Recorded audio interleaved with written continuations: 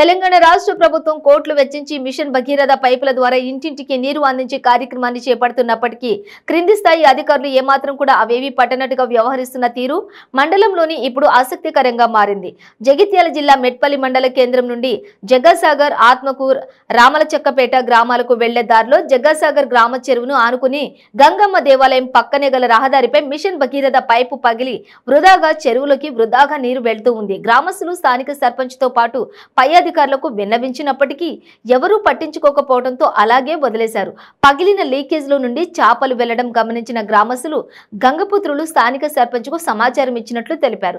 గత 10 రోజుల నుండి మెట్పల్లికి 10వ తరగతి పరీక్షలు రాసే విద్యార్థులతో పాటు పలు పనుల నిమిత్తం మెట్పల్లి మండలానికి వెళ్లి వచ్చేందుకు నరకయాతన పడుతున్నామంటూ విసుగు చెందిన గంగపుత్రులు చేపలు పట్టే వలతో నిరసనకు దిగారు. ఇప్పటికైనా పై అధికారులు దృష్టి సారించి పగిలిన పైప్ లైన్ మరమ్మతులు చేపట్టాలని కోరారు.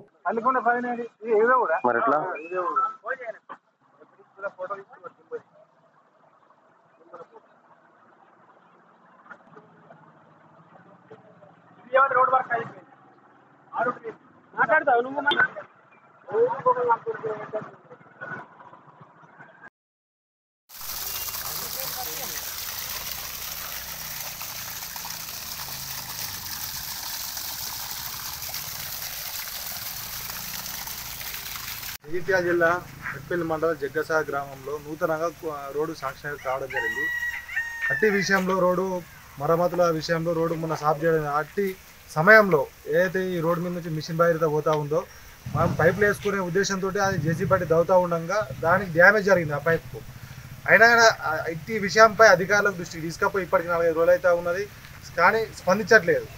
ఈ రోజు కూడా మేము మాట్లాడడం జరిగింది, వస్తా అంటారు కానీ ఇప్పటికి రావడం లేదు. దీనివల్ల వాహనదారులకు కానీ ప్రజలకు కానీ ఇబ్బంది అవుతుంది. దాంతోపాటు ముఖ్య విషయం ఇందులో ఏమని తెలిసింది ఈరోజు మాకంటే ఈ మిషన్ భగీరథ నీళ్ళలో చేపలు కూడా వస్తున్నాయి.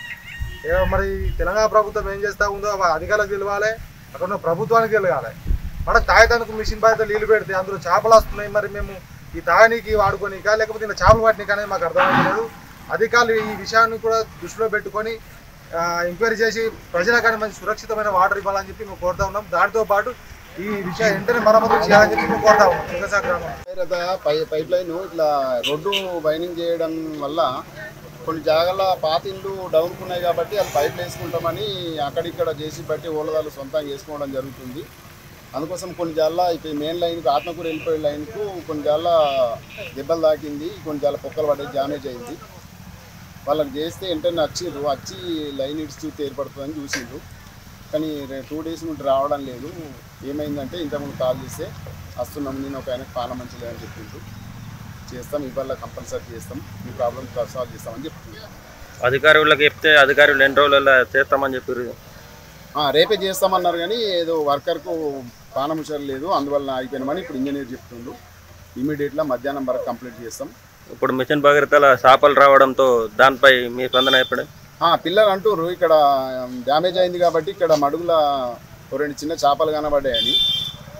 మరి అది అక్కడ పైప్ లైన్ నుంచి వచ్చినాయి, ఇక్కడ మన ఇలా ఊళ్ళో పెద్ద మనుషులను అడిగితే సుఖ ఇట్లాంటి చేపలు జిమ్మలు మన ఇక్కడ లేవు, ఇళ్ళకెళ్ళి వచ్చినాయని చెప్తున్నారు.